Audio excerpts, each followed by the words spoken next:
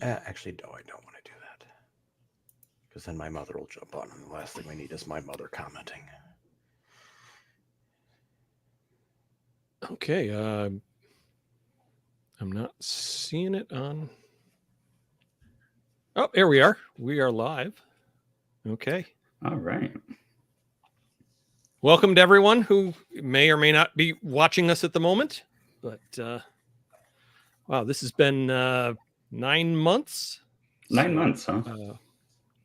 For some reason, it feels so much longer. It really. Well, the thing is, we're in constant contact, and we, other than a couple of text messages and Slack messages going back and forth, we've really kind of been doing our own thing, which is, after 7 years, is a little odd, but that's why we're doing this. So exactly, it's a Christmas miracle. Yeah. What have you guys been up to? Well, I've been up to, mostly work. I've done some sort of career jumping around, all within the same organization, but in the last, 9 months, I think I've had 3 different positions at my work. And so trying to get settled into a role. I think I'm in a role now that I'll be in for a very long time. So, but it's been kind of a learning curve getting to all these different places and learning how to do these roles. And so I've just been so busy at work. In fact, I've really neglected my car and motorcycle life for the last few months, but not entirely. So I'll bring up a few things that I've been working on, but I'm curious to hear what you guys have been up to for the past 9 months. Things kind of got put on hold for about 2 months. My wife had a very sudden and very serious medical condition that pretty much put life on hold for the months of October and November. But prior to that, I did finish The Bride. I don't know if anybody's taken a look. There's a video that I put together and a couple of photos that I put out on our False Neutral Facebook page and on my YouTube channel that I have taken it out for probably a little over an hour total, just doing it 10-15 minutes at a time for some trips around town, and it actually works really well. I'm really surprised at how well I enjoy riding it. It top speed isn't what I thought it was.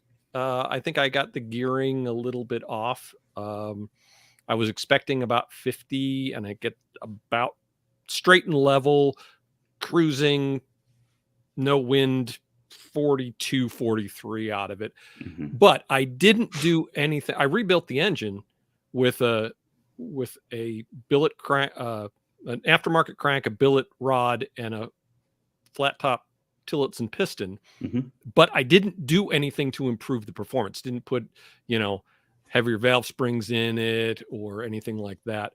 And when I put the piston in, just because I wasn't sure what I was doing, I was on the safe side and I picked a little bit lower deck height. I had 2 different to choose from, and I picked the one with a little bit lower deck height. So I may have lowered the compression ratio a little, and I've got a pretty restrictive muffler on it. I kind of put a really complicated labyrinth muffler into the little tiny can that was in it. And I think that may have hurt my engine performance a little. It may not be making a full 6.5 horsepower, but it really goes really well up until about that speed. And for what I would ever use it for, it's great. And it handles well, and the suspension works better than I thought it would. And the brakes are great on it. And it starts right up. And I was having some carburation problems until I put the different muffler on it, and all of a sudden a little bit extra back pressure, and it doesn't sputter. It starts right up. It idles great. It probably doesn't rev out quite as much as it could. Yeah.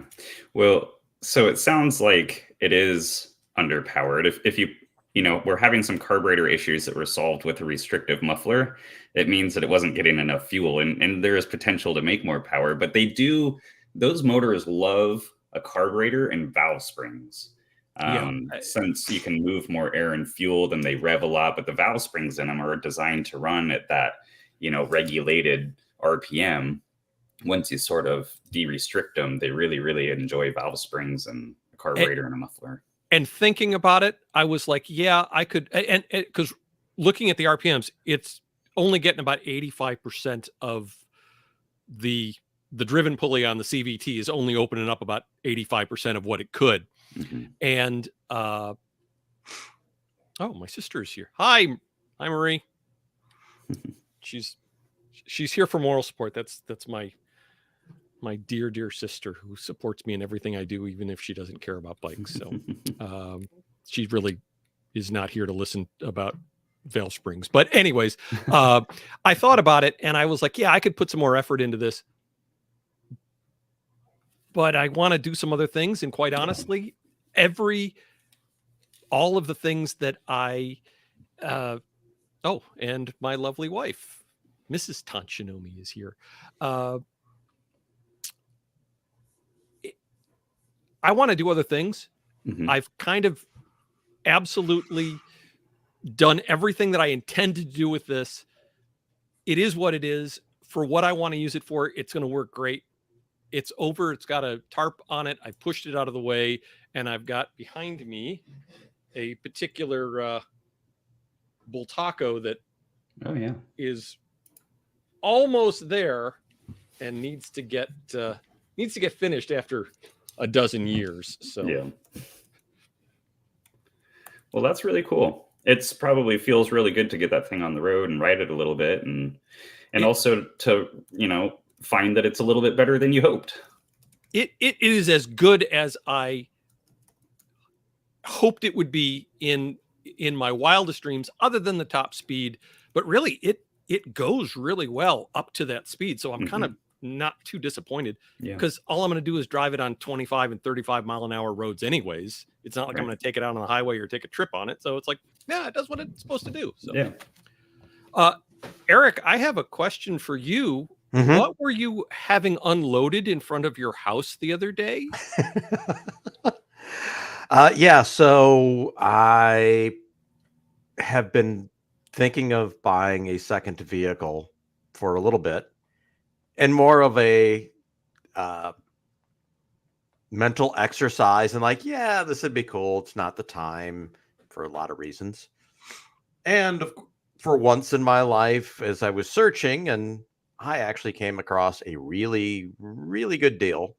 At least in my opinion, it is. It's about I got it for about $6-7 under what the current market rate is. So in my garage right now is a 2007 Porsche Boxster S.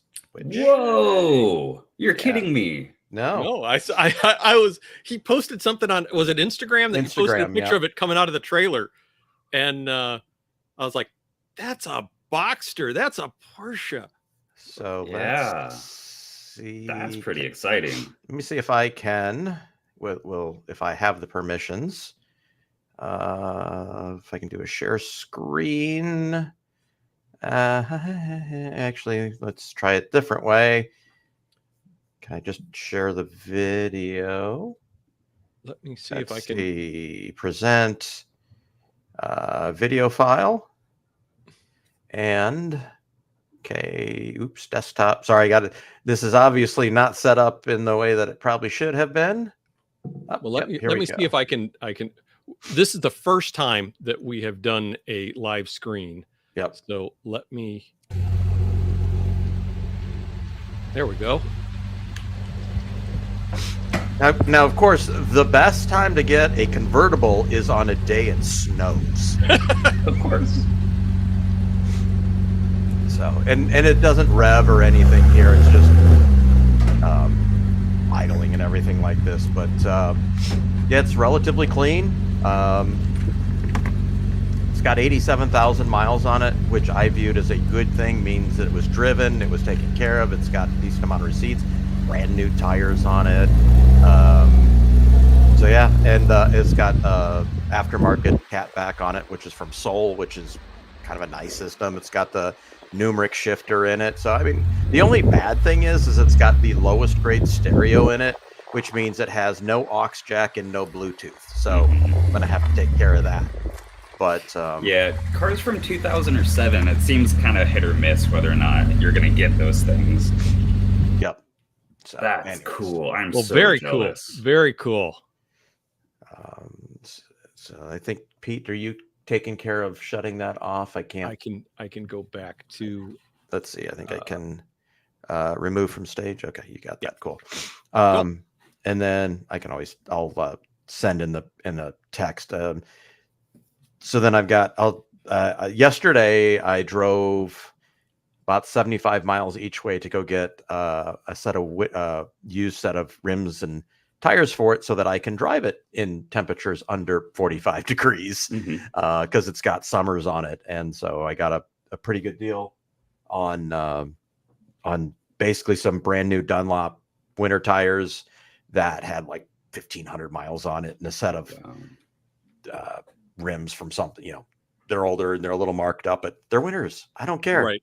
Yeah. So, and black then interior, red interior, black. And it's unfortunately is the second of all the combinations of color, exterior and interior color. This is the second one that I did. Like the least one that I wanted was black with black interior. Second would have been silver with black interior. This is silver with black. However, given the price, yeah, but it's also like non-offensive, like right. If ever you're going to resell it, it's better than red interior. Well, I mean, no, I should take that back. I like red interior. That RS60 version that came a year later, very tasty. And I looked at one, but the Carfax on it was not great. Yeah. So that's what's in my garage right now. In fact, the title got put in UPS earlier today. So hopefully I will have the title in my hand in a couple days and I will have plates and be able to drive it. So as long as it's not completely crappy out, Yeah. That's going to be cool. fun. I'm super jealous. Yeah. Speaking of automotive purchases, I did make one. Well, actually a couple recently.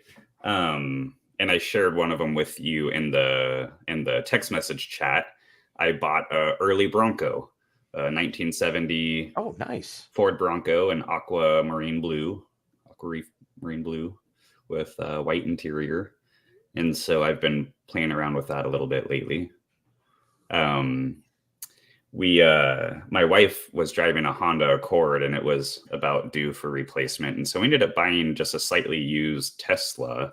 And it's been neat. In terms of just like a daily driver car, gosh, electric vehicles are really hard to beat. I have toyed with the idea of my Kazashi I love. It goes from my house to my work 12 miles away and back and to the grocery store. That's all it ever does. I could do an electric vehicle so easily. Yeah. I see a Chevy Volt in your future. Yeah. I'm not doing anything right now. I know. Yeah. Because we just found out that we need to have additional piers put in our foundation. Oops. Oh. Yeah, Oops. we've got a back room that was added on, and the whole thing is starting to do this. So it needs to have, and it's got a cinder block foundation, so they're going to have to put in like 16 piers just under this one room because the guy's like, it's cinder block. If you don't put it every 5 feet, you're just going to break it apart. I was like, wonderful, great, just the joys of home ownership. Yeah. But other than that, our home is really nice and well built. It was built in 57 and it's still a real solid house. So it's worth, we're planning on staying here. So you got to do what you got to do. But no extra purchases, especially because I really do like my Kazashi. It's still it's got some pinholes of rust around one of the wheel wells. And every once in a while the amp misbehaves and then it cures itself for months at a time. Other than that, it's been a fantastic car and I still really like driving it. So yeah. Well, I think, a long time ago, we had talked about one of the motorcycle projects that I had been working on, which was a Ricky Carmichael replica 2000 KX 250. Or 2001, from the year that he won both the motocross and supercross championships with Kawasaki. And so I had started doing a replica. And this was, back into the COVID times when supply chain issues were really poor. And so my project totally got stalled out because I could not for the life of me find an exhaust system. Anything used was just too trashy to use. And I had assumed that they stopped making the exhaust for the KX250. In fact, twice I purchased from, you know, a store online, an exhaust system, only to have it refunded because they didn't actually have it. And so after, you know, searching for months and having, you know, 2 of my purchases refunded because they didn't actually have it, I just sort of gave up on that and kind of put it all in a box and put it on a shelf. Well, then recently I just kind of remembered that that was the point at which I was stalled out with that project. And so I started looking again, and I found listings for the exhaust. And I'm like, well, what are the chances that they actually exist now? And so I found you know, if I were building a true replica, then I would have put on a raw pro circuit pipe, but I actually want to use this. And so I got a nickel plated FMF pipe. And so I purchased it, and I fully expected to get the same response that I got before. Sorry, we don't actually have it in stock. We'll refund you your money. And by darn it, if it didn't show up at my house the other day. So I bought the expansion chamber, and then the you know, the muffler and the, you know, stinger tube that goes in between. And so the expansion chamber showed up, but no muffler. I was like, oh man, I wonder if I'm going to have a problem getting the muffler. But about a few days later, the muffler showed up in another box. So I have a brand new exhaust system for this motorcycle now. So I sort of dug everything back out to move forward on getting the whole thing finished up. So I was super excited to finally get that exhaust. I thought for sure that I was never going to find an exhaust for that thing. But now I got a brand new one in the garage ready to go. So that project is back on track only a couple years later. It was kind of funny. There's one of the motorcycle people that I follow online. They do a broke to built challenge, and it's like, you know, you take a motorcycle and fix it up, and sort of the best before and after wins this challenge. And I had entered this competition with this motorcycle and was sort of halfway in the middle of restoring it when I just couldn't find the exhaust to save my life. And so I ended up not submitting it for completion. But now I have the exhaust, so I can actually finish it. Cool. Yeah. I gotta ask about the Roadster project. Yeah. So the Roadster project, I haven't really done much with that Roadster project because I've been working, like I got that original Bronco. And so I've just been sort of tinkering with that thing. And then sort of working on some other projects. I've been doing a few engines lately, just kind of servicing some of my dad's old customers. So I also put some pictures in our chat. But I just, speaking of working on other projects, my RZ, so I've got 2 RZ 350s. I've got one that's just intended to be a race bike. It's got FCR 600 swing arm and front forks and wheels on it. And I'm building... That's the ugly RZ. Right. So that one's getting turned into just sort of a race bike. But I've, you know, had the wild hair and finished the cylinders for it the other day. So I put a picture of those in our message chat. I don't know if it's shareable, but I did a full port job on a set of big bore. They're Banshee cylinders. So the original RZ cylinders are not going to get used. The Banshee cylinders are re-sleeved. So instead of a 64 millimeter bore, they're now a 68 millimeter bore. And so I got a 4 millimeter stroke crankshaft. So it'll be a 421 cc. The compression ratio will be probably up close to 16:1. Oof. And so it's going to run on either, and it'll do either methanol or straight 120 octane race gas. So the only difference will be carburation. And actually the same carburetors will run both fuels. It'll just require, because they're electron carburetors, they don't actually have like circuits like a traditional carb does. There's the metering rod in it. And then there's adjustable power jets on the back of the carburetor. So, and that's for high Now, are those RPM. actually easier to tune than having, just like a round slide Mikuni? Well, much easier, but they're much different. So the learning curve is very high. So if you don't know what you're doing with an electron carburetor, then they can be very difficult to tune. Okay. But you don't need to buy different jets. It's just all a question of just turning. Yep. It's a metering rod that's tapered. So the further in and out of the hole it is, and there's, an infinite range of profiles for these metering rods. And so you pick a metering rod that works for your application, and that basically covers your mid-range, kind of low to mid-range fuel delivery.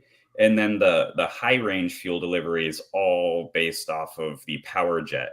Now, the power jets can be a fixed jet, or you can modify it and put an adjustable power jet, which is really just a needle and seat. Yeah, because there was I forget what it was called years ago back in the day. There was the blue carb. It was like Blue Max or something like that, and they were similar, and their selling point was you didn't have to have a whole set of jets. Yeah, they had like 5 different rods that went into it, and everything else was supposedly adjustable just with thumb screws on the carb. Yeah, it always sounded too good to be true to me. Well, electron carburetors for racing applications, there's nothing better. There is just simply nothing better. Now, I think the issue with electron carburetors is their cost, which a pair of carburetors is $1,200. I mean, they're $600 a carburetor, and the metering rods are $30 a piece. So if you need to have a range of metering rods for various applications, you could spend hundreds of dollars on metering rods to get it tuned. So, whereas a Kian or Mikuni jet is a couple bucks, a metering rod is, $30, and you got 2 carburetors. So you're a minimum of $60 just for one set of metering rods. But if you need to experiment with different ones, it can get really, really expensive. Secondly, really it's ideal for the electrons to have adjustable power jets. And if you're running methanol fuel, you really need 2 of them to supply enough fuel. And they don't come with that. That's all a custom modification. So they're really not very friendly for people that are just trying to put a carburetor on something and make it work pretty well. It is really more of a racing application just because of all of the costs associated with them. Luckily, I have, tackle boxes full of these metering rods because of my dad's, work with these carburetors over many, many years. And so I have, everything for this application I've already got. So it'll, use those electron carburetors, which will allow me to run it on both gas and methanol. This motorcycle is really just going to be a shelf queen, and I'll probably ride it once or twice, but I sort of want to experience it on methanol. So this motorcycle will weigh 230 to 240 pounds and have about 120 horsepower. So it's going to be very, very, very powerful for its weight. And I'll just probably ride it a few times. And then actually there's this motorcycle shop pretty close to my house, and they do a lot of exotic stuff. And I think I'll just probably park it in their showroom just for fun. But cool. So I finished the cylinders, and I did just a really extensive port job on them. They got all the special touches. So this thing's going to be a pretty impressive motorcycle. Oh, just circle your calendar. April 19th through the 21st, there's an ARMA race at Button Willow. Mm-hmm. So you can always bring it down there, put it in a road trip. Yep. Yeah. So pretty excited to kind of feel that power to weight ratio. Blue Magnum carbs were the one I was thinking of. I was looking them up online, and they were big with ATVs and dirt bikes. Yeah. Yeah. So the Roadster's still just a frame and a differential that needs to be shortened? Yep. Or narrowed? Yep, it sure is. Yeah, I have really I probably need to thin down some of my projects because I have way more than I can, adequately work on. And speaking of projects, I actually finished another small one, and I put that in the picture as well. I finally framed so that Don Vesco RD350 that I sold on Bring a Trailer a long time ago. Yeah. I had a picture of it from when it was built back in the 70s, and it, big, picture, but it was always just rolled up in a, poster tube. And I finally framed it, and I have it in my office now. So I got that picture finally framed just so I can look at it. It's sort of a conversation piece too. Just so when people walk in, they ask me about the motorcycle, and it's kind of cool. Like, there it is in 1974, and I owned it in 2000 and whatever. It's kind of cool. And it was the very first Vesco fairinged big RD. butt. Yep. Very cool. Serial number 1. Speaking of non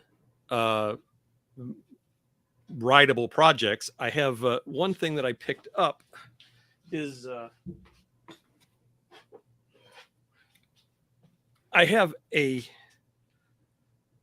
side cover from a Hungarian Panania motorcycle, which I looked at it and it was super cheap online, and I loved the little groove down the center and the fact that there's no logo or anything.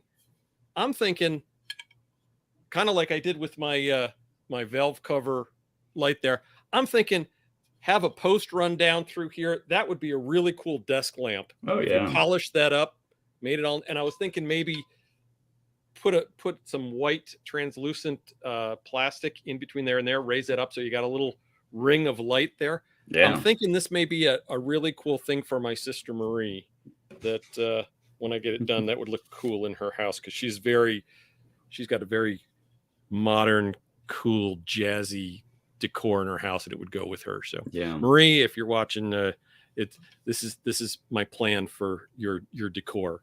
So there's probably a business idea in making desk lamps out of valve covers and ignition side covers and clutch covers and all sorts of things. Oh, and I have something else for you guys.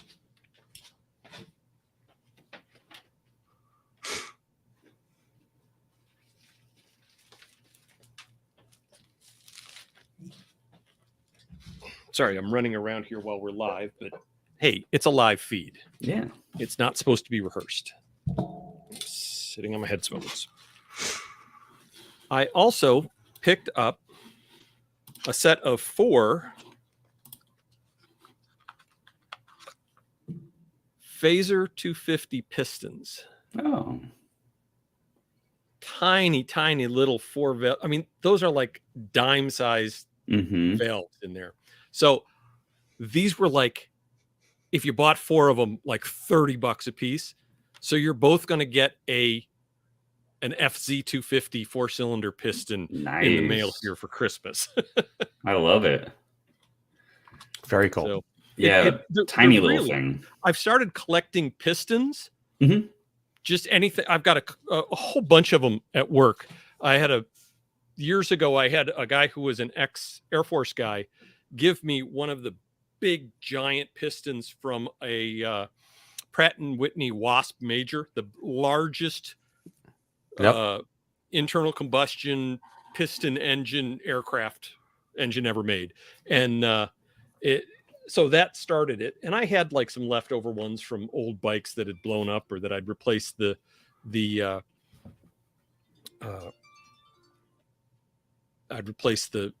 piston in. So I had all those, and they've gradually been collecting on my bookshelf in my cubicle at work. And I just recently picked up a motor. I'm never going to own a Motor Morini, but they're the Heron head where the combustion chamber's built into the top of the piston. So they're really cool looking pistons. So I ordered one of those from Italy, and my wife is getting me a Bianchi MT61 Italian military bike piston, which is really weird because they have to keep them from seizing.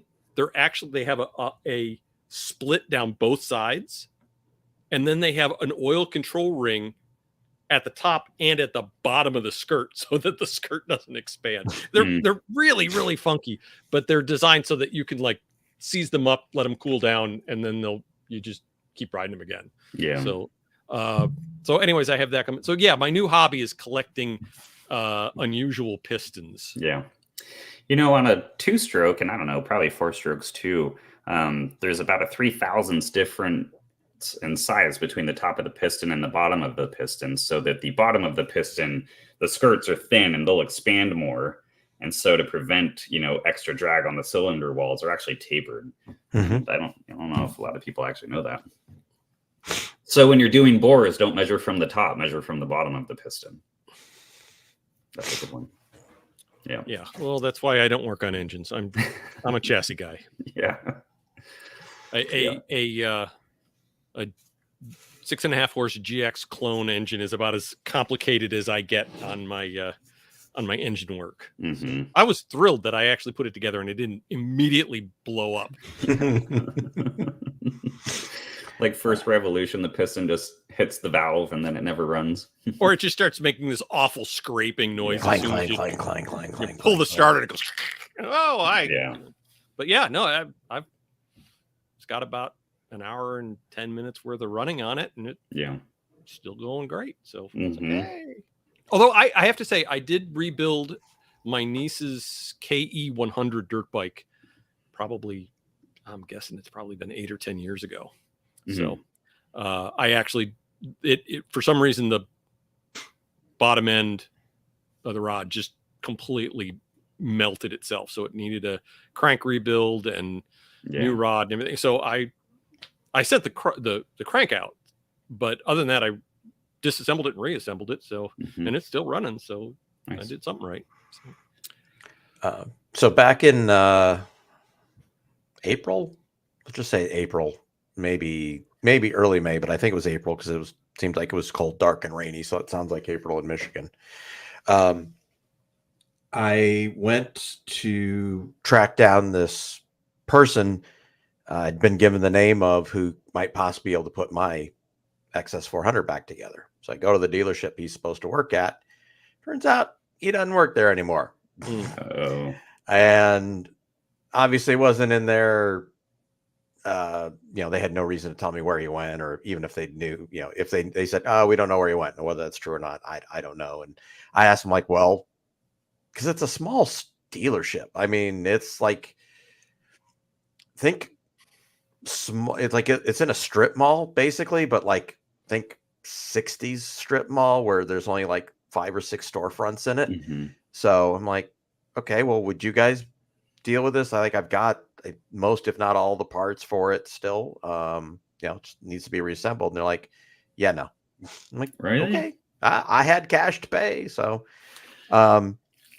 so that's kind of in the same spot. Now, interestingly enough, I ended up going back to work for the company I used to work for a couple of years ago, that I had left at the end of 2021 and started back there in beginning of April this year. We just hired a new person into the company to be a project manager who's actually local here. Interesting enough, he lives like 3 or 4 miles from me, same town.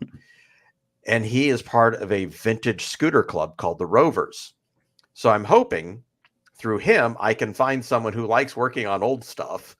Mhm. And I can, even though it's not a 2-stroke Vespa or, whatever from back in the day, that they don't mind these things as a side project or something. So I'm hoping, fingers crossed, over the winter, can track down someone through there that I can hand this off to, because I really, really don't have any time right now because I'm doing like 2.5 jobs. So Mhm. Yeah. Speaking of that, I'm surprised the person that bought that Vespa, I've never heard from the guy again. Because I asked him for some pictures of it, like near Central Park, because the guy lives like on Central Park. Right. And figured I'd see some pictures of it or something, but haven't ever seen it. I'm sure that Vespa's living its best life somewhere. It's funny. Somebody had, they were talking about bike values on I forget what forum I was on, and somebody posted the link to that, and I was like, not only have I seen that before, I know who sold that for 14 grand. I cannot believe that. I guess I can, but it makes up for how paltry the Vesco RD went for. I know. That is shocking. Yeah, I thought for sure that Vesco motorcycle would sell for a whole lot more and the Vespa wouldn't sell for as much, but it all works out in the end. Yeah. So I have this itch to buy a newer motorcycle, but in my old age, not really old, but I guess, with all the broken bones and motorcycle years, I'm a little older. I really want an inexpensive adventure bike. And I know that market is totally saturated, but I've been waiting and waiting and waiting for a Tenere 900 to be made with the CP3 Yamaha motor. Mm-hmm. And I keep hearing about rumors of one, but I still haven't seen one over here or plans that they're going to sell them over here. What do you guys know about the Tenere 900? Rumors. I've heard a lot of rumors. Just rumors, right? It just makes so much sense that I think people are just. Well, surprisingly, the time to show that would have been EICMA, right? Yeah. And nothing was there for it. So yeah. So, and there's lots of the 700cc ones, and I'm sure that there's more than enough power and torque to load one of those things up. But I'm not a huge fan of the FCO9s, only because, and it's not the FCO9 itself. It's just that they're built to a price, and I think that there's some skimp on the suspension and stuff like that. But the motor, that CP3 3-cylinder Yamaha motor, is just fantastic, and I think it would be really neat to have an adventure motorcycle with that engine in it and the power that comes with it. But I guess KTM makes an adventure bike that's around that same displacement and power output, but I've really just been waiting for a Tenere 900, and I'm waiting patiently, but I'm running out of patience. The Tiger 900 doesn't tickle your fancy? Well, there's the one thing about the Yamaha is parts availability, the price of parts. As long as that motor has been around and sort of the kinks worked out, I just sort of envision one of those as being in my garage, but I don't know. Might have to reevaluate now. And not the Transalp?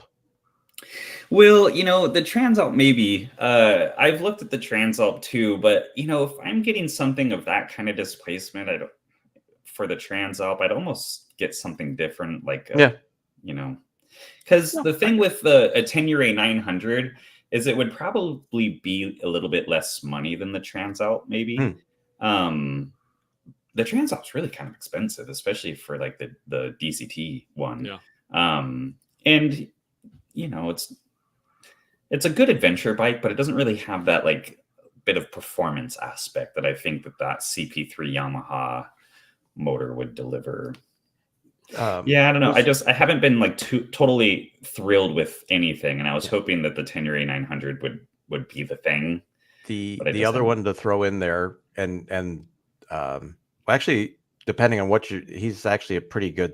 If you don't mind 35-minute videos, Big Rock Moto is into that kind of. That's his sweet spot, and he's had the Aprilia Touareg 660. He's had a couple of the KTMs. I think he's just bought a Transalp. Anyways, if you that sort of 700 to 1000 cc adventure bike that actually gets ridden off road a little bit, that's his thing. The only thing is, there's very few that are going to feel like that CP3 motor. Oh no, 100%. Yeah. It's sort of a unique motor. If you really are looking for something that is just engine wise is that cool, there's not a lot that is being made right now. I mean, I really like that Touareg 660, but that's not going to have that kind of oomph and that, just it's fairly lightweight and still all the power that you could want whenever you want it. Yeah. So I was sort of, because, I spent more cash than I should have on the Bronco, and my wife isn't super pleased with that purchase. And so in an effort to be able, because, I really have no motorcycle that I can just ride daily. It's like everything that I have is high strung. It's, tiny gas tank or is not street legal. And so I was really wanting something that's just reliable, street legal, but still lively and sort of can fit that slight sport category, but still can put luggage and have suspension travel and ride on gravel roads. And so I wanted something inexpensive that I could just finance and have a real low monthly payment. And things like the KTM Adventures and Africa Twins, like the DCTs, they're just a little more expensive than I really want to spend on a motorcycle. So it might end up being like the Tenere 700. I'm not really sure.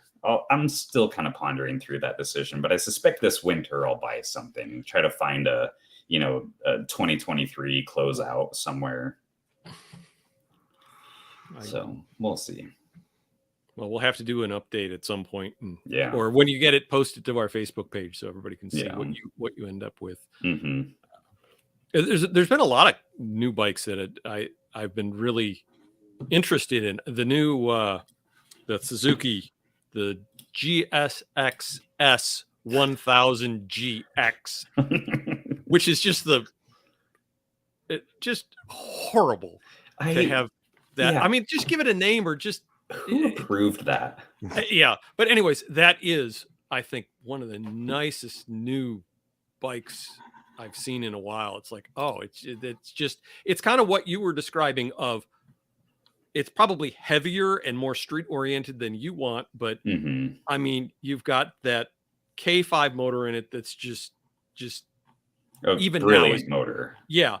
And then you've got, I think the bodywork on it is gorgeous. It's a little bit higher, so you can take it down a gravel road if you want, but it's still, street rubber on it and cast wheels and gorgeous fairing on it. You can tour on it. You can commute on it. You can do anything. I just think, and I think I have to say, as far as modern styled motorcycles, it is it's the first thing in that real crisp, creased, transformery looking style that's popular now that I think in 50 years, people are going to look at that and say that's classically beautiful. Yeah. Suzuki has had sort of that like duckbill front styling now for a while, which I think like the V-Strom sort of had it too. And I never really like clicked with me. But I think that the GSX S1000 GX, it still has some of that like duckbill styling to it, but I think it's more subtle, and I think that it fits the design language a little bit better. And it is the first bike with those little tiny LED projector headlights that actually looks. I mean, most of them, it's like. The R1, it looks like a shark thing. Yeah. Like a weird. And the R7 is really weird. Yeah. And the Kawasaki's just look like insects. And I was like, wow, they really took new technology and finally made it work. Yeah. I was going to suggest along the same line, the V-Strom 800 DE, mostly because of the yellow and blue is such a 90s throwback. And that's, again, it's two-cylinder. Yeah, it's a parallel twin, but apparently that motor is going to be the new SV650. Do it all kind of thing. So and that's, I guess, sort of the V-Strom. I was just looking at it now. It's almost like it is a front fender that's integrated into the thing, but it's already got a front fender on it. Yeah. And so, like, I don't know, that whole like duckbill thing just looks kind of weird. So I like that the bigger bike doesn't quite have that. But so a parallel twin to be the replacement for the SV motor, huh? Yep. Well, it's manufacturing cost and packaging, right? So for sure. Because if you've got a parallel twin, you got one casting for the head and cylinder, and with a V twin, you've got to do two separate sets of top ends, and then you've got to have two, cam chains to go between. It's just more expensive, and I think that's why everybody's going to the 270 degree crank on the parallel twins, because it feels like a V twin, but you're not having to do all the V-twin machine work and assembly on it. And the width of the engine really isn't that much different between the parallel twin and a V-twin, but because it's so much, the length of it, nose to tail, is, you know, half to a third the size. The packaging gives it so many more opportunities. Yeah. Certainly those 270-degree motors have the feel of a V-twin, and they also have the sound of the V-twin too. So I think for the average consumer, they probably wouldn't have any problem with that parallel twin motor. Yep. I think that's why I have a soft popular. spot for V-twins, but everybody's making those 270 V-twin. Yeah. I mean, the Honda's got the Hornet and the whatever they're not Transalp. What is the Transalp? Transalp. Yeah, Transalp. I get Transalp and Africa Twin confused. But there's those. There's the KTM's. Yamaha. Yeah, the Yamaha. So yeah. Speaking of V-twins, over the summer, and one of those things I had to scratch an itch, the Ducati store that's literally a mile up the street from me, they merged or whatever, were bought by another store, which is like the big BMW store here. Not quite on the other side of town, but whatever, about 20 miles away. Anyways, they had a big joint summer demo program with, you know, all the food trucks and bands and everything else, but they had demo rides. So I'm like, okay. So went out there and had intended to ride 2 or 3, but you know, it was busier. It was pretty busy, but I was only able to sneak in 1. But I got to ride the Monster SP. And that's a pretty good choice if you're only going to drive 1. Oh, and it gets better because it had a full Termi system on it. Oh, Nice. And let's just say, oops, looks like Garrett dropped off there. So I'll wait till he comes back on here, and we'll go on there. So well, while we're waiting to see if he can rejoin us, I have to share.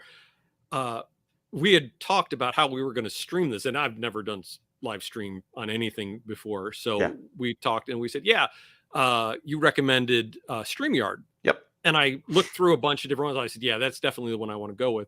So I I got on, registered, signed up for the extra pay program and everything. And then I started looking at it. And it's like, it was really convoluted and it didn't have the features that I was looking for. And it was really way overblown and had all of these like vaporwave and cyberpunk artwork overlays on. I'm like, what is it? I signed up at Streamlabs, not StreamYard. And Garrett is back. Let me add. Yeah, so I signed up with the wrong streaming service, and that's why I had to cancel all of our appointments, or the things that I scheduled on Facebook this morning. I was like, oh, those aren't going to work anymore. So so we're using StreamYard, and it turns out Streamlab is like for gamers that do like Twitch streaming, and it wasn't at all what I needed. So I ended up canceling after 1 month. I just canceled that and signed up with StreamYard so that we could get the right one. But anyways, so hi Garrett. Sorry, closed the wrong tab. Fill me in on your experience with this Monster SP. Yeah, so the best way to describe, especially with that full Termi system, the sound is erotic. That's the PG version of how good it was. Just slide back on the seat to make a little extra room. Almost, yes. It was that. It just got you everywhere. It just got you everywhere, right? It was like it was it's kind of what it feels like after you're done. Yeah, I have like to say, you need a cigarette, and it's not just volume. No.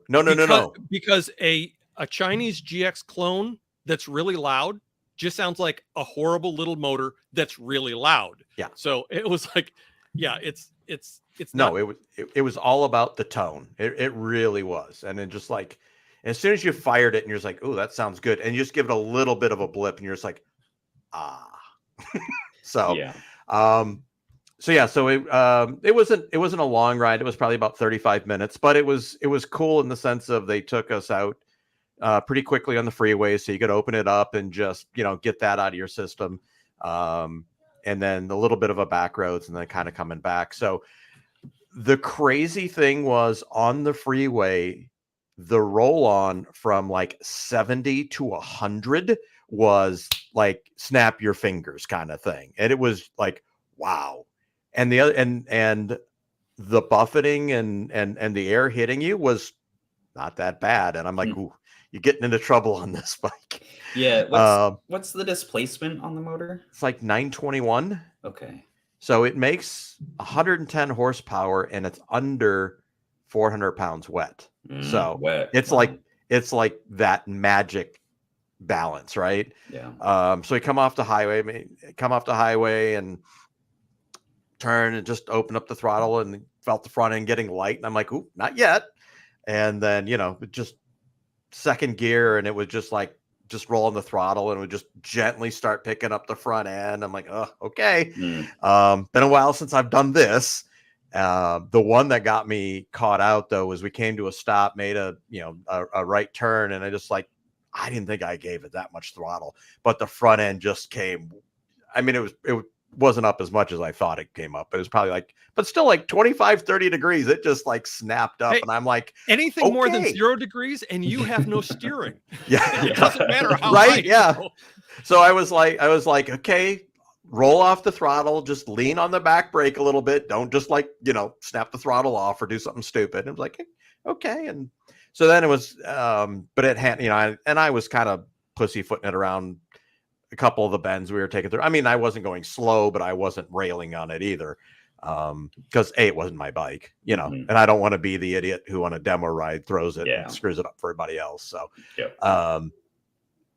but anyways, I wasn't thinking about doing it, and I ended up doing a write-up for it that I posted on my LinkedIn account. And I think that I reposted it. Oh, I think I posted it on our Facebook page. I think I did. I can't swear to it, but it's on my personal. I think you did. Yeah. Yeah, I think I did. I vaguely remember because I remember thinking, okay, here's somebody else who's telling me how much they like the new Monster, and they're not missing a trellis frame. Yeah, I mean, I understand why people are tied to it, but I'm like, it's good. It's a V twin. It sounds amazing. It's a Ducati. Shut up. you know. So I wrote up the story and then I tagged the dealership in it. And then they actually reached out to me because I had said something like, I suppose if they made me a really, really good deal on it, I might be pretty tempted, even though I'm in no position to be doing this right now. And they threw a number at me. It was better than what they had it listed for sale.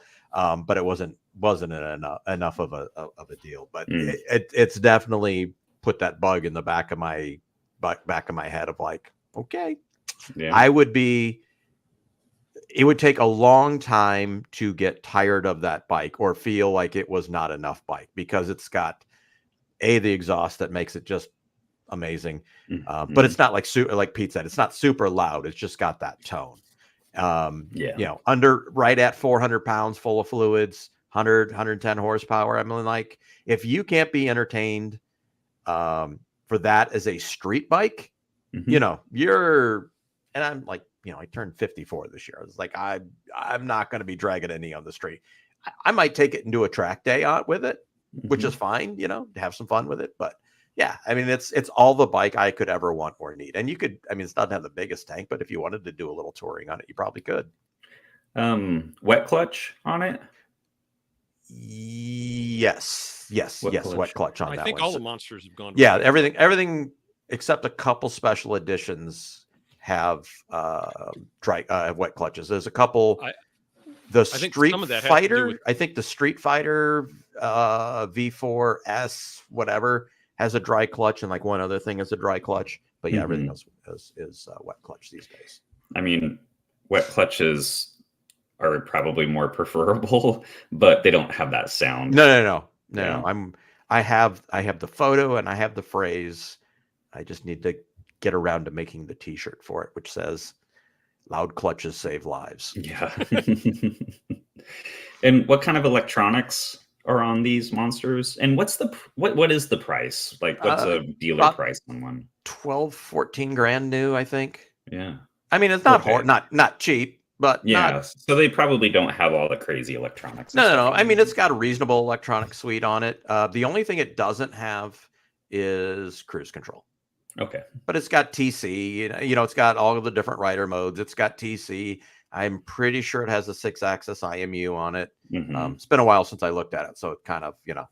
and I haven't thought about it for a few months either. So Mhm. it's not in the front of my mind. But yeah, it's great. It Yeah. literally was, and it's a bike. You can commute on. You could, like I said, you can tour. You could probably do some touring on it, but it's a thing for running around in town and back road blast and things like that. Although the current car kind of makes something like that redundant. Not, but yes, so Mhm. or the new car, I should say. I Yeah. want to circle back to something we had talked about earlier. You were down at Barber for Vintage Bike Week or Vintage Bike Festival or The whatever they Vintage call it. Bike Festival. Yep. Yeah, and you didn't get to go in the museum. No. That's like, I know. Yeah. So, sorry, go ahead, Garrett. I forgot to tell you guys the most random thing. So my wife and I had booked this trip. It was just like a weekend cruise. Now we don't do cruises, but we figured just like a Friday. It was like a Friday come home Monday cruise, and it left out of Los Angeles and went down to Ensenada.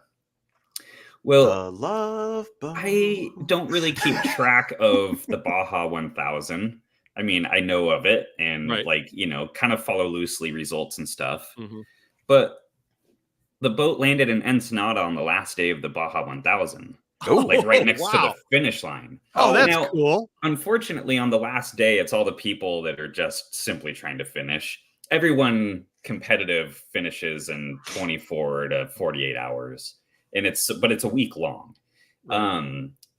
But like the whole town was full of off-road vehicles, motorcycles, and tons of people that had ridden down to Baja just, to ride down there and did their whole adventure trip from wherever they came from. And it was actually really, really cool to be in Baja on the last day and see the finish line and us, all the tents and all the rigs in town. It was pretty wild. I had no idea that it was going to be the last day of Baja. that is neat. Yeah, so kind of cool to see that. It makes me want to get an adventure bike and ride down there for next year. That would be good. If Yamaha would make Yeah, me because a riding a Tenere motorcycle 900. isn't dangerous enough. Let's go to Mexico. I don't know about the border in Tijuana, and Ensenada is not that far from there, but Ensenada itself, I didn't see anything that was remotely concerning in terms of safety. We were there with our kids. We walked through downtown Ensenada.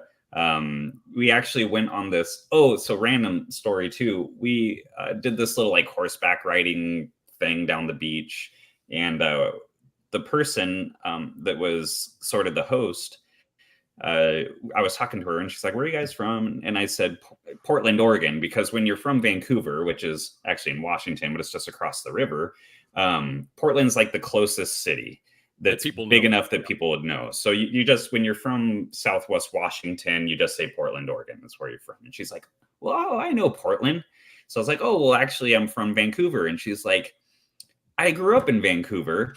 And she went to the high school down the street, and she was telling me that, when she was a young girl, she just had this vision of having this, horse business in Mexico, and actually moved to Ensenada when she was in her early 20s and has been driving horses ever since. But so we, did this little horse tour. She actually left us with her Mexican husband that spoke not a single word of English.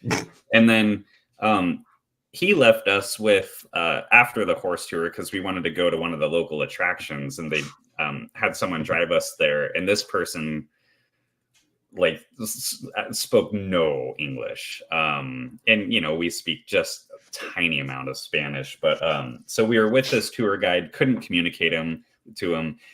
He was driving us hopefully to the place we wanted to go, And so, like, for a moment, I felt a little bit vulnerable. Like, he could be driving us to some cartel farm and holding us for ransom.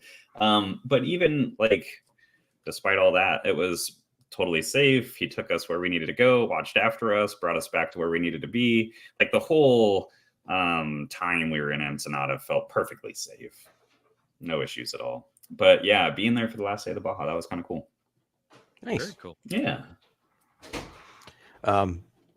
So before I get to Barber, we'll give a couple, a backstory and then side story. One of the people I've been announcing with for a long time up in Canada,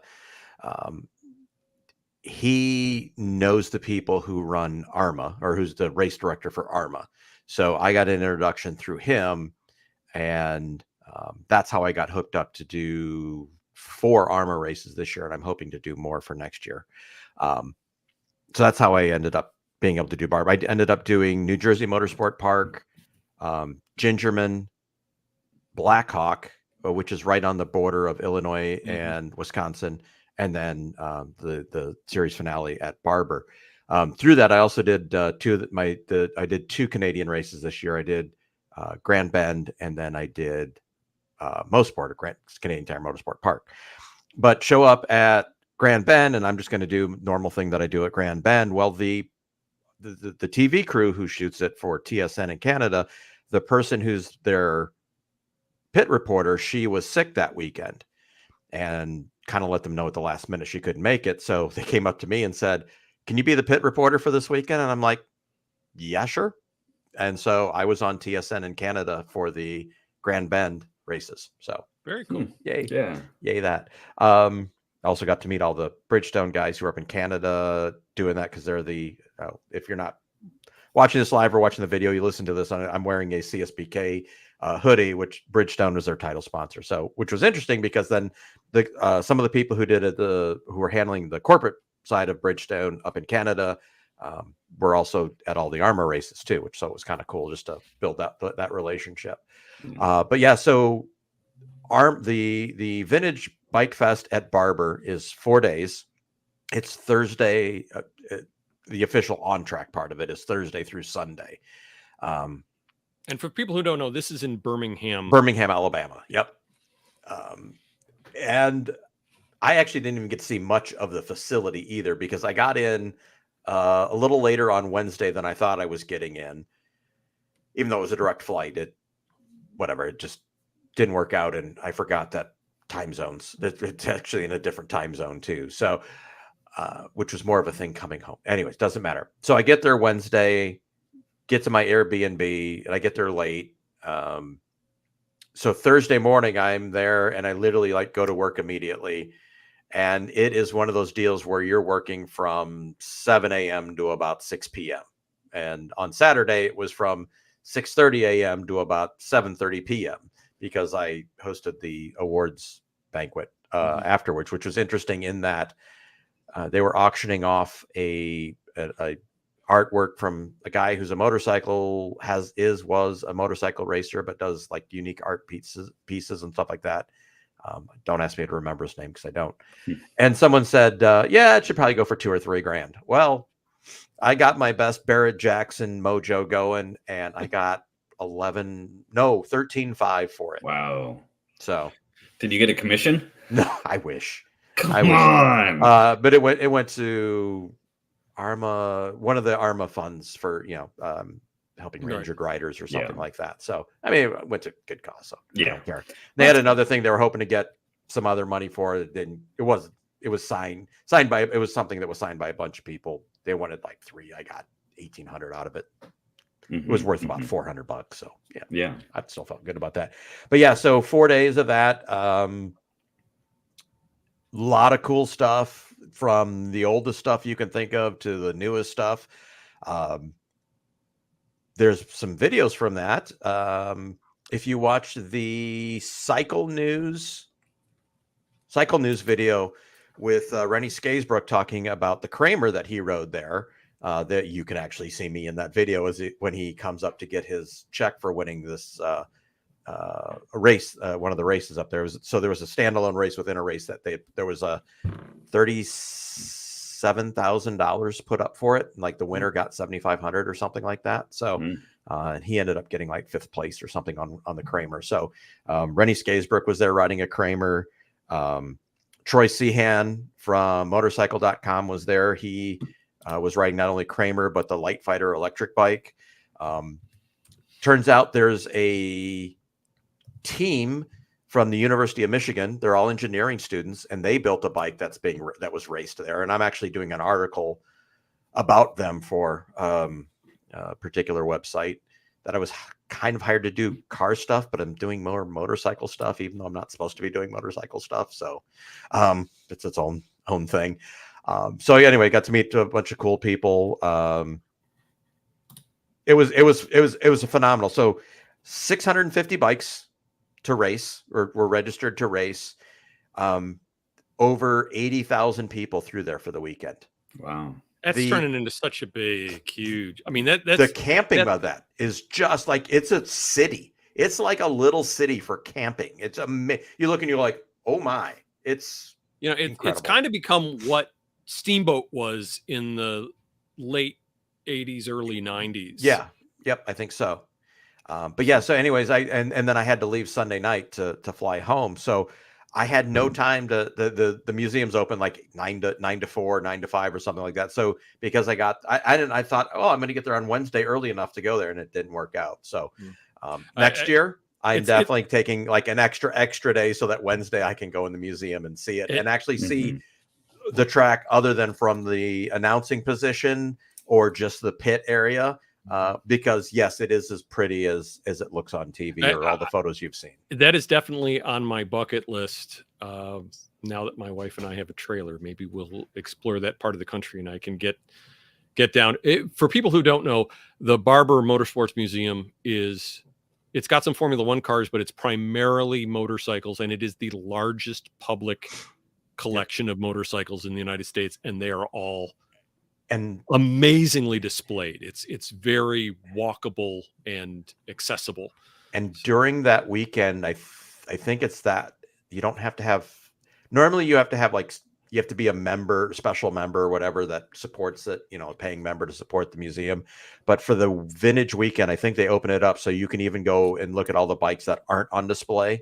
That are just either they don't have it in because they're in a rotation, or they're being torn apart for maintenance or rebuilding or restoration or something that even hasn't been displayed, but they're restoring. So you get to see all of the behind the scenes stuff too. So it's a pretty cool deal. I would love seeing the behind the scenes stuff, probably even more than the on the scene stuff, because you get to see how the sausage is being made and all the things that are just kind of tucked away. Yeah. And this, Pete, you'll understand this more than Garrett, just because of where you are in the country. But I got to go through my first Buc-ee's. We're going to get a Buc-ee's. The first Buc-ee's in Missouri is going to be opening soon down in Springfield. And they're talking about having one locally here in Kansas City. But I have a niece who's in the Dallas-Fort Worth area. Yeah. And you can't drive a block without finding a Buc-ee's down. And they're nice stores. I mean, they're big and they got a bunch of good stuff in them. And I'm told that, especially down in the Southeast, that when people get out of church, they go there on Sundays for family dinners. So it's a crazy place. It literally is a crazy place. You have to kind of experience it. So, and that's right by the track. So it's like when you come off the highway to go to the track, it's right there, and then you make a right turn, and the track is half a mile down. It's half a mile down the road to get in, and it's about 2 miles to get into the track because it's back a little ways. So, but yeah, very cool experience. Had a really good year of announcing between CSBK, ARMA, a couple car races. So yeah, it was. Well, if you get back to Blackhawk, let me know, because that's the one place that's within driving distance of me, and it's a neat track. There's not a lot there, but it's a neat. As far as facilities, it's not a great spectator track, but it's a very cool layout. From the announced position, it was a little tough, and the place that I really would like to have announced from, where you could see more of the track, was just like an open area, so it's like there was no security. I didn't have a secure place where, like, if I had to go run to the restroom, like, your microphone and my laptop and everything else. Right. Not that I'm worried too much about it, but still, it's a thing, right? So, It's only got to happen once. Yeah, exactly. So, yeah. Well, we're at about an hour and 10 minutes. Garrett, was there something you wanted to? I was going to ask, what weekend is the vintage weekend? It is this year was the first weekend in October. I think it's usually the first weekend in October. Give me a second and I will pull that up. I might try to fit that into my travel schedule. We're all going to meet down there. We'll finally so it's be in the same room at the same time. Yes, that would be so cool. 10th through the 13th of October. So I'll just share one more thing, and hoping to make some motorcycle memories. But so my wife and I and the kids are going to go to among other places, Egypt in about 2 weeks. Oh, December wow. 15th. So we are flying to Madrid, and then we're going to go to Cairo, and we're going to be in Cairo for about a week. But we're also on the way back stopping in Monaco and Morocco and Marrakesh. And so I'm hoping to be able to find a scooter somewhere and try and survive maybe a little bit of Africa, or your own little piece of the Dakar Rally. Yeah, exactly. So I'll be there for a couple weeks, and then we'll see if I get to get on some two wheels somewhere. So my wife will not be thrilled, but anything prompting this other than hey, let's go to Egypt? Well, so our kids now are 6 and 8 years old, and traveling has always been important for us. But when the kids have been younger, what we've done is basically traveled all of the Western United States. We've tried to hit all the national parks and all that. But now the kids are old enough where we're going to do an international vacation. And the only reason really why we picked Cairo is because my 8-year-old has sort of become really into Egyptology. Oh, okay. I think he read a book and then sort of spiraled out of control on Egyptology. So we're like, well, we're going to go somewhere. Let's just go to Cairo. That's cool parenting. Yeah. So this is like our first big trip as a family. And so, we're going to see if you're still a family when you come back. Yeah. Yeah. But I have this like goal to ride motorcycles in all these countries. And so I'm not going to let this opportunity stop me. Nope. So even if it's just like a little scooter rental, I am going to go ride it around. Hey, when we were on Mykonos, we rented scooters, and it was the best way to get around because all those little tiny streets you can where they were just 50cc scooters, but you could get in and out all the little alleyways. It was very cool. And for the kids, that's kind of the perfect age for like a big memorable trip like that. Because younger than that, will they remember it? Hard to say, but like I still have some semi-vivid memories of my first big trip where we went out west and ended up in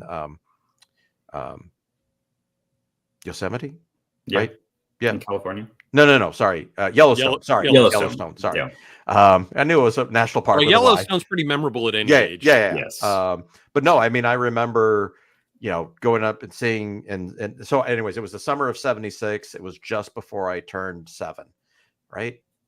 Yes, just before I turned 7. So, I remember seeing Mount Rushmore, going to Wall Drugs, just the Grand Tetons, seeing and smelling the all the stuff in Yellowstone for the geysers and stuff like that. I have memories of going to go fishing with my dad and slipping and falling into a creek when early in the morning, and that water was bitterly cold, even though it was July. Degrees. Yeah, it was like July, I think, when we were out there. So yeah, it's so anyway. So, but that's I was of the age where I still remember that, and younger than that, I'm not sure I would have a lot of like memories that would stick will stick with you for the rest of your life. So I think it's awesome that at that age. Very cool. Very cool. So yeah. Well, you'll have to let us know how that goes. Yeah, definitely. Lots of pictures. Pete, anything over the summer? Anything else over the summer, or any big plans for you? We are going to take a cruise around a 10-day cruise to Ireland. We're going to Nice. fly into London, leave out of Southampton, and then go to all the little towns all the way around and spend a day in each one, spend 2 days in Dublin, and going with a very good friend of ours that we've known since we were in high school. In fact, I've known her since I was 14. My wife and I both, well, three of us were in the same high school class. And so, wow. So yeah, it's going to be a lot of fun. We're looking forward to it. It's very expensive. Yeah. Especially when you have to pay for foundation work. Mm-hmm. But what else are you going to do with your money, you know? Yeah. That's what a home equity loan is for. Yeah. Speaking of cruises and what else are you going to do with your money? My wife and I discovered that there's this cruise, and this would be something like late retirement. There's a cruise that goes to every continent, and it's a year-long cruise. Yeah. My wife and I were just looking at that online. And it was like 200 days or something like that. Yeah. But the neat thing is you spend a considerable amount of time in different locations. So you could be at a location for a week. So you actually get to see the cities and things. My wife and I have cruised a number of times, and we've discovered all cruising is good for is getting to find out what places you really want to go visit and which ones you don't. You know, because you go in. The nice thing is, you don't have any travel time because the boat is moving while you're sleeping. You don't have to schlep your luggage from one hotel to another because your hotel goes with you. But when you get out, it's you and 3,000 of your closest friends between, you know, when there's 2 or 3 ships in port, and you get on a motor coach somewhere and they go, now look around this corner as we're driving past, take a picture of this. And it's like, there's not a lot of opportunity for just that kind of, you know, stop and smell the roses. Exploration. Just see what happened. Now, there's been a couple cities where we just, you know, you get off and you just go explore the city. Istanbul was awesome because we didn't have any plans. We just walked into the city and spent the whole day there, and it was just amazing. But we went to Florence, and I could go spend a month in Florence. And we were there for a day. And it's like, you know what? I'm going to have to come back here when it's just me and my wife, and we don't have to, you know, follow a tour guide around at a jogging pace to go see all the sites that you're trying to cram into one day. Yeah, agreed. No, but Ireland will be fun. Yeah. Should be good. Well, should we plan in 6 or 9 months to get together and we'll do another update? I think so. Yeah. We actually have I'm thrilled that this actually technically worked. I had my wife and my sister texting me going, yeah, we can see it. It's working. We can hear you. So, well, thanks for setting it up, Pete. Yeah, no, you did all the legwork on this. So I appreciate that. We haven't talked in a while, and I'm missing my friends. So yeah. If anybody wants to keep up with us, you can reach us on Facebook at The False Neutral. If you go to False Neutral, it's somebody totally different. So The False Neutral on Facebook. If you want to see this or any of my videos,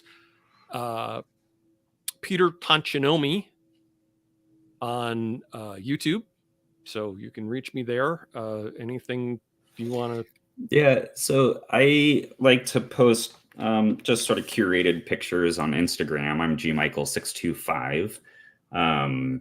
So you can kind of catch up on some of my antics on Instagram. Yep. I'm at Rumblestrip on Instagram, and fingers crossed, because I've actually got to write the stuff. Topspeed.com should have some articles from me within the next month. Mostly it's going to be mostly car stuff that they want me to do, but there will be some motorcycle stuff, trying to do an article on the new Ducati, the story behind the new Ducati Super Quattro single cylinder engine. Supposed to be doing an interview with Jason, I can't think of his last name, or would mispronounce it. He's the CEO of Ducati North America, which I'd interviewed before for the False Neutral podcast, which if you want to go back to an old episode, that is on there. So yeah, and again, I talked about the other stuff that I'm doing. You know, all of our old episodes are available online still, and I actually had one of the Hooniverse guys said he just recently went through all the episodes. Wow. Like one after another. He was working on a project and just kept listening through them all. So good for him. People are still, and great. I'm thrilled. So as always, all of my bike projects are on my blog, tanshonomi.com, TANSHOMI.com. And I probably am not going to be doing anything for a little while. I'm having finished The Bride, at least until mid-January. I'm not going to be doing anything. If I am doing something, it may be polishing a Hungarian clutch cover for a lamp and see if I can do that. So if we have any updates, they will definitely be on our Facebook page. Yep. So that's the one place all three of us can throw up anything that would be of interest to our listeners. And if there's nothing else that you guys got, I think we'll wrap it up. Cool. No, I think that's it. Okay. Thanks, folks. Appreciate everybody who tuned in. So long. Bye.